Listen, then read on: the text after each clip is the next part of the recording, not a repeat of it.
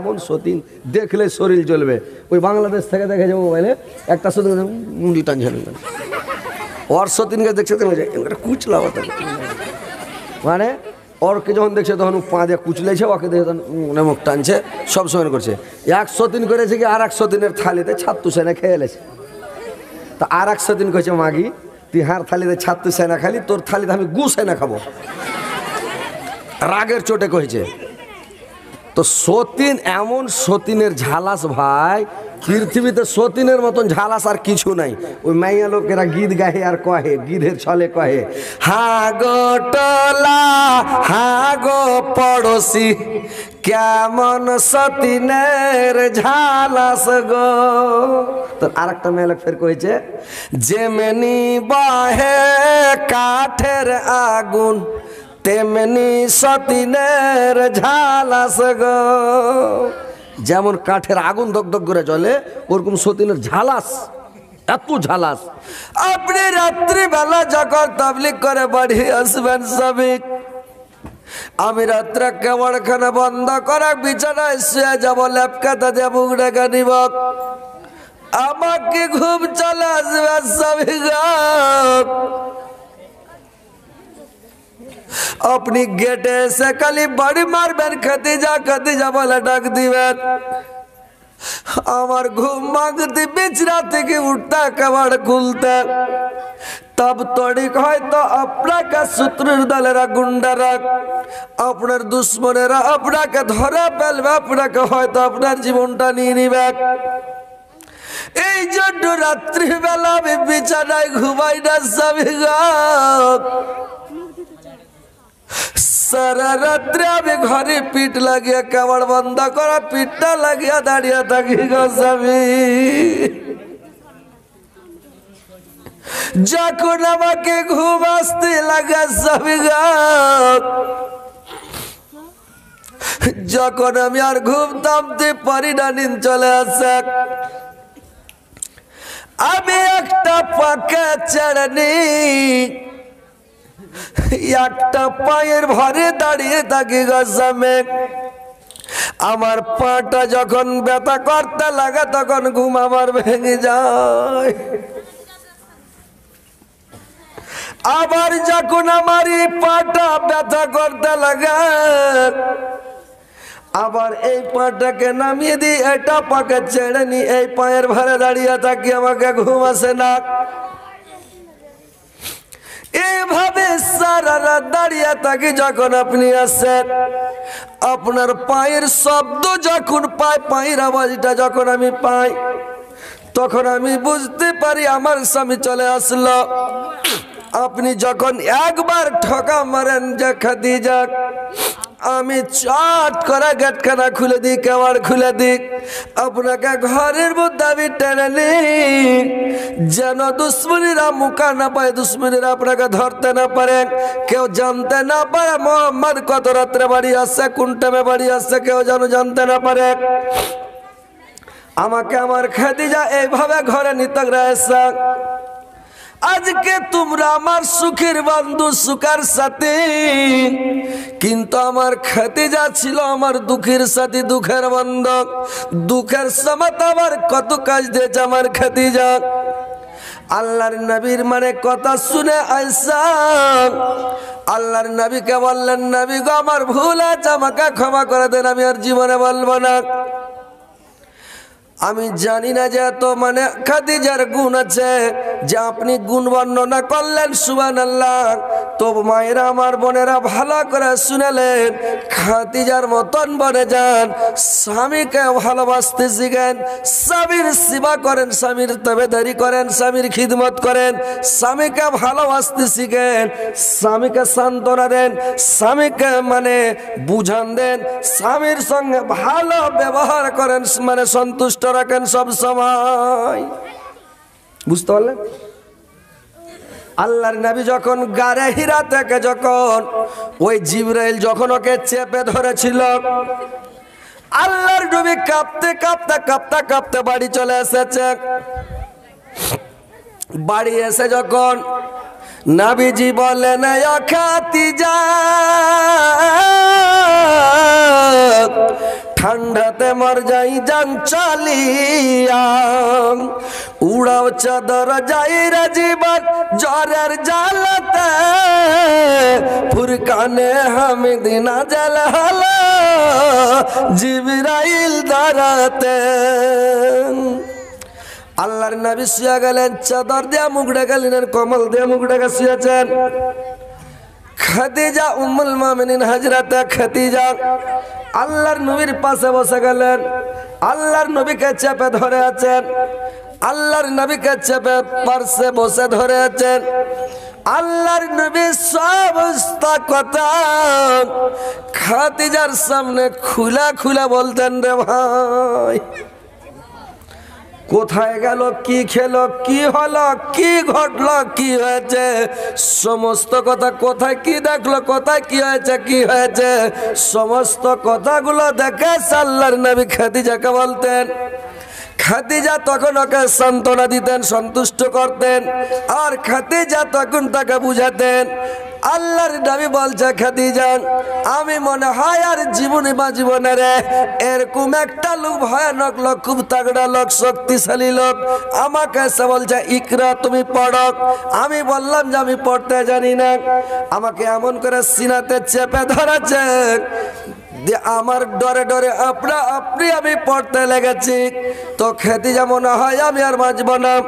খাদিজা সান্ত্বনা দিচ্ছে, সন্তুষ্ট করছে, কি বলে স্বামী গো, আপনি কোনদিন কোন লোকের সামনে মিথ্যা কথা বলেন না, আপনি আমানতের খিয়ানত করেন না, আপনি কোন লোককে চড় থাপ্পড় মারেন না, আপনি বেমারি লোককে দেখতে যান, আপনি অচল লোককে দেখতে যান, আপনি মেহমানের মেহমানদারি করান, ফকির মিসকিনকে সাহায্য করেন, গরিব দুঃখীকে সাহায্য করেন। আপনি এত বড় আলামিন আমানতদার লোক, এত সুন্দর মানুষ, আপনার কোনো ভয় নাই, আপনি চিন্তা করবেন না। সান্ত্বনা দিছে, বুঝান দিছে। তো ভাই, যেখান থেকে আসবেন, স্ত্রী যদি মনের মতন হয় তো সব কথা বলা যাবে, আর স্ত্রীটা যদি মনের মতন না হয় তো বলা যাবে যে ভাই, নাকি? ও যদি আপনাকে বুঝান দিতে না পারে, সন্তুষ্ট করতে না পারে, সান্ত্বনা দিতে না পারে, ওই জ্ঞানটা যদি ওর না থাকে তো ওকে যে বলবেন, হ্যাঁ ও কবে কে তুমি এগুলা বকসুজি কইবে না স্ত্রীটা, হ্যাঁ? তো ওইরকম ভাই মনের মতন স্ত্রী লাগবে রে ভাই, কলজা ভরা স্ত্রী লাগবে, তাহলে তো মন শান্তি থাকবে। কোথায় কি খেলেন, কোথায় গেলেন, কোথায় কি দেখলেন, কি করলেন না করলেন, সব কথা স্ত্রীটাকে বলা যাবে। আর যদি মনের মতন স্ত্রী না হয় তো সব কথা কি বলা যাবে? বলা যাবে না। হার স্ত্রী হাঁকে একদিন কয়েছে, হাজি সবাই স্ত্রীর সামনে মনের কথা, অন্তরের কথা, দিলের কথা কয়েছে, তুমি একদিনও কহো না। হয়েছে হারে পাগলি, যেগুলা কথা কয়েছে এগুলো সব মনেরই কথা রে, চালাচুলি করছে এগুলো তো ভিতর থেকে বাড়ি আসে, তাহলে তো কচি কচে গেলা মনের কথা জি, আমি কোন গেলাম মনের কথা রে। তো মনের কথা বলবেন যদি আপনি সন্তুষ্ট করতে পারে, আপনাকে সান্ত্বনা দিতে পারে, তাইলে তো বলবেন। তো স্ত্রীর ওরকম জ্ঞান লাগবে ভাই। আর যদি বিনা জ্ঞানের বেটি ছেলেকে বিয়ে শাদী করিলেন তো ঝামেলা হবে না। ওই একজনা বিয়ে করিলে সে মোটা হুসনিকে, তো মোটা হুসনি বেটি ছেলেকে বিয়ে করিলে সে কয়ে যাহারে ওকে ব্যাসর ঘর দিয়েছে সেদিন সোহাগরে ফার্স্টটি। তো ওই দিন ওকে দেখা সাক্ষাৎ হয়ে গেছে, তো ভালো মন্দ গল্প কর। তো এই বোকা ফার্স্টে দিনই কয়েছে আরে তোকে তো বিয়ে করে নিয়ে এলু, তো আজ থেকে তো আমি কে হইনু কহ তো। তোর স্ত্রীটা কইছে আমি জানি না জি, আমি জানি না। কইছে পাগলি কহা তোর কে হনু কহা, কইছে মামু হইলা না। লোকটা কইছে এই তো শালা একবারে আধ পাগলির ঘরের আধ পাগলি রে, আর বুদ্ধি নাই রে। কহ তো ওকে মোহর দিয়া বিয়ে করে লেসারু কইছে মামু হইলা না আমার। তো ওইগুলা মোটা হুসকে লিয়া ঝামেলা হবে না যে ভাই। ও মানুষকে যেমন হেঁকড়া তেমন হেঁকড়ি, যেমন পাটের শাক তেমন লাকড়ি, নাকি? আর একটা কথা কে বলে জৈসাকে তৈসা মিলে রাজাকে মিলে রানী, আর ভূতকে বলে ভূতানি মিলে কানাকে মিলে কানি, নাকি? ওই আর একটা ফের মেয়ে খাড়ি হেঁকে নেগেছে রে ভাই, না রে কয় শুনে ভাল লাগে না রে, কেমন কি? হায় রে কপালের দোষ, বয়স একটু শুনে লো, ছেড়ে দেবো, রাইত হয়ে গেছে। তো তোমরা শুনো বিহারের লোক জালসা বেশি শুনো, রাতকে রাত গোটা রাত জালসা শুনো, ওই লেগে তো জালসাটা গোছিয়া গাছিয়া এতক্ষণে নিয়ে আসছি, তেরা উঠে এবার পালাইছে কেনে। হায় হায় হায়, কিছু মোটা হুঁস লোক থাকে, তো কিছু বেটা ছেলাও মোটা হুঁস, আর কিছু বেটি ছেলাও মোটা হুঁস আছে দুনিয়াতে। আর কিছু অনহানিও বেটা ছেলে থাকে। একজনের পুরুষটাকে জ্বর হয়েছে, তো পুরুষটাকে যে জ্বর হয়েছে তো কি করেছে, ওর স্ত্রীটার কাছে যা কয়েছে, হাজি আর বাপ, ওর হাত পা গালা টিপছে, মাথা গালা টিপছে, কপাল গালা টিপছে, আর কয়েছে, হাজি আর বাপ চারটি ভাত দেবো খেয়ে, কয়েছে হাজি রুটি পাকিয়ে দেবো হাতে দুটা লেগেছে। তো কি করবো, কাঠখোলার ভুজা, নুন তেল দেওয়া, হলদি দেওয়া, পেঁয়াজ রসুন দিয়ে একটা ডিম, দেশি ডিম ভেঙে দিব। কচে হয়ে গেলে আমি কিছু খাবো না গে মা, এ মা গে। তোমার পুরুষটা কয়েছে, ওর স্ত্রীটা ফের কি কয়েছে, ওগুলা কথা কয় না রে বাজি, এ বাজি রে। কহেন শালা যেমন মোটা হোস তেমন মোটা হোসনি, যেমন উ যেরকম পাগলা এরকম পাগলি। হ্যাঁ, আপনারা বিহারের একটা ভিডিও ভাইরাল হয়েছে, বিহারের কি ভিডিও ভাইরাল হয়েছে শুনেছেন? একটা চ্যাংড়া বেলে বিদেশে দারু খেয়েছে, তো দারু খেয়েছে তো কেটা ফোন করে আবার শ্বশুরের বাড়িতে কয়ে দিয়েছে তোর জামাই দারু খেয়েছে। তো ওর শালাই যিনি ফের ওকে ফোন করে কয়েছে, হ্যাঁ জি, না না তুমি দারু খেয়েছো জি। হ্যাঁ, আর শাশুড়ি শ্বশুর শুনলে ওর বেটিকে পাঠাইবে না, কইছে হ্যাঁ জি আমি দারু খাইছি। হ্যাঁ, এত বড় কথা। না ওর শালাকে ফোন লালছে, দেখ ওই যে কি কয়েছো জি, কই মাকে দাও, ওই ছোঁড়া খেপা, মাকে ফোনটা দাও। তুমি কাঁদছো কেন জি? আমি কাঁদি না। তুমি কাঁদো না? কইছে না। তো মাকে দাও। তখন ওর মাকে দেখে ফোনটা, ওর মা কইছে কি খবর রে বাজি, কি কয়েছে রে বাবা, কি কহ? কইছে হ্যাঁ জি মা, তোমার আমি জামাই কেমন তুমি জানো না মা, তোমার যেগুলা তোমার বহুরা তোমার বেটিরা যেগুলা কথা কয়েছে আমি আমার জিন্দা মুখ দেখতে পাবে না মা, ইনশাল্লাহ আমি বিষ কিনালে সেজ মরে যাব মা। তো তোমার বেটিকে দাও, খেপার বাটা গেলা কথা যাতে খবরদার শুনতে না পায়, ফালতু কথা মুখ দিয়ে যাতে বাহির না হয়। ওর শাশুড়ি কইছে না আমার তোমার বেটিকে দাও। তোমার বেটিকে ফোনটা দিয়েছে, তখন কয়েছে কি কয়েছে জি, স্ত্রীটা কয়েছে কি কয়েছে জি, মা গে তোকে কি গনে বিয়ে করে শুনু গে মা। কত খ্যাপার খ্যাপা, যার ভিডিও ভাইরাল এখনো হয়ে আছে, ভাইরাল সবাই মোবাইলে দেখছে। খ্যাপা কানছে আর ওর স্ত্রীকে মা কয়েছে, মা গে হার ছেলেটাকে দেখিস গে মা, তুই অন্য ঘরে যাইস না গে মা, তুই হার নাম ডালিয়া থাকিস গে মা।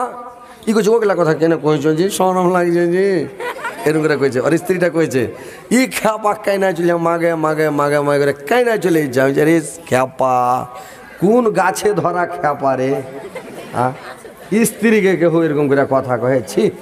তো দেখেন ভাই যে ওইরকম মোটা হইতে হবে না, তোমরা ভালো করে জালসা শুনো, ওয়াজ শুনো, তোমরা স্বামীকে ভালোবাসো, স্বামীকে খুশি রাখো, স্বামীকে সন্তুষ্ট রাখো। স্বামী যদি তোমার লেগে, তুমি যদি মরে যাও স্বামীর আগে, তোমার স্বামী যদি তোমার লেগে খালি দোয়া করে দেয়, তো তোমার জান্নাত যেতে কোনো অসুবিধা নেই, কোনো টেনশন নাই, নো টেনশন। জান্নাতে আপনার মনে খুশি হয়ে চলে যাবে, কোনো বাধা বিঘ্ন থাকবে না। 8টা জান্নাতের 8টা গেট আল্লাহ খুলে দিবে তোমার লেগে, যদি তোমার স্বামী খুশি থাকে, সন্তুষ্ট থাকে। 4টা কাজ নারী জাতিকে করতে হয়। কি কি 4টা কাজ জানেন? 1 নাম্বার কাজ করতে হবে 5 ওয়াক্ত নামাজ পড়তে হবে। 2 নাম্বার রমজান মাসের রোজা রাখতে হবে। 3 নাম্বার নিজের ইজ্জত আবরুর হেফাজত করতে হবে। 4 নাম্বার স্বামীর সেবা করতে হবে, স্বামীকে খুশি রাখতে হবে, সন্তুষ্ট রাখতে হবে। এই 4টা কাজ যদি পৃথিবী থেকে মা বোনেরা তোমরা করে যাও, তাহলে তোমরা তোমাদের জান্নাত যেতে আর কোনো অসুবিধা হবে না। তো তোমরা এই 4টা কাজ তোমরা করে যাবে, তাহলে কোনো অসুবিধা নাই। কিন্তু স্বামীকে সন্তুষ্ট রাখবে, খুশি করবে, স্বামী যেটাই কথা বলবে ওটাই শুনবে। কিন্তু এখনকার মেয়ে ছেলেরা স্বামীর সেবা ভালো করে করে না, কথাই শুনে না জি ভাই। এমনি সময় গল্প করছে করছে কোনো ব্যাপার নাই। আর যদি কহে যায় একটু খাস্তা না হয়ে গেছিল একটু পা গালা টিপতরে, তো টিপতে টিপতে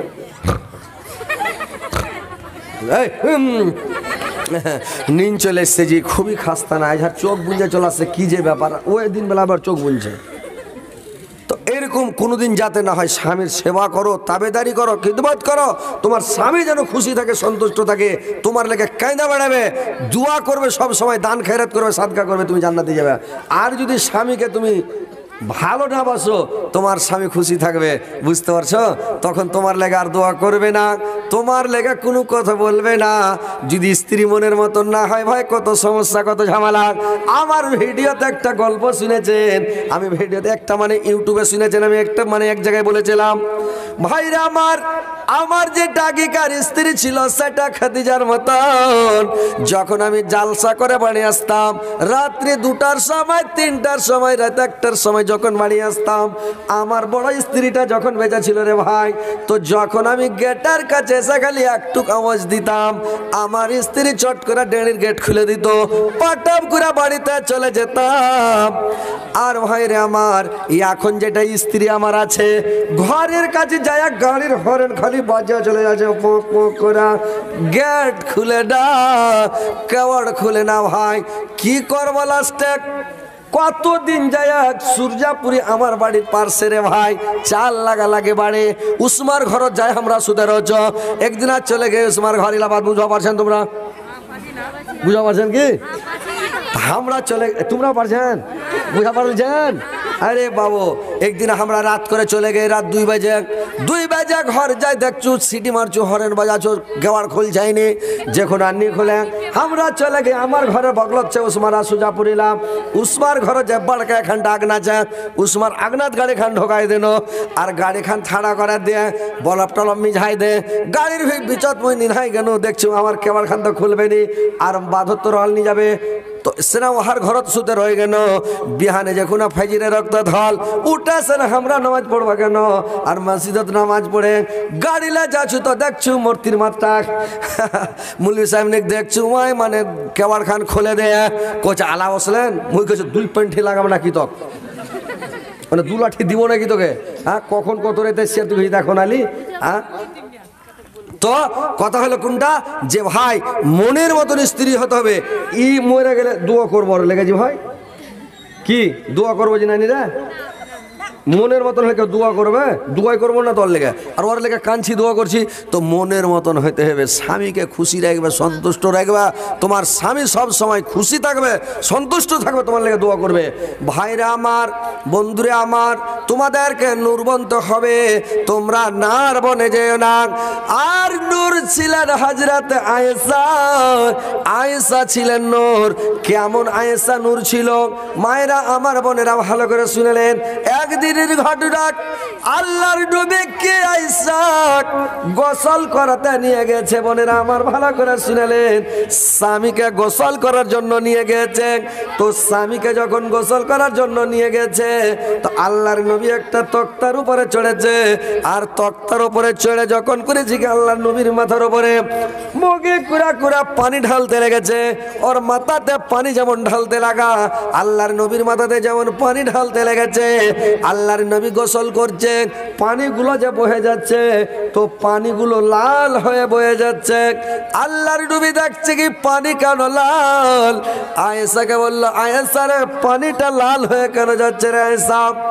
আয়েশা বলল, সাবিগা যখন আপনি করেছিলেন কি তক্তার উপরে ওটা ছিলেন, আমি বুঝতে পারি নাই, তক্তার তলে আমার আঙুলটা ঢুকে গিয়েছিল, পাটা ঢুকে গিয়েছিল, আমার আঙুলটা কুড়া আঙুলটা তক্তাতে চেপে গেছে, আর লোকটা থেথিলা, লোকটা ডাইল হইয়া আমার পা দিয়ে চোঁচো করে রক্ত বের হচ্ছে, আর ওই রক্তটা পানির সঙ্গে বের হচ্ছে, লাল হয়ে পানি বয়ে যাচ্ছে, পানিগুলো বয়ে চলে যাচ্ছে।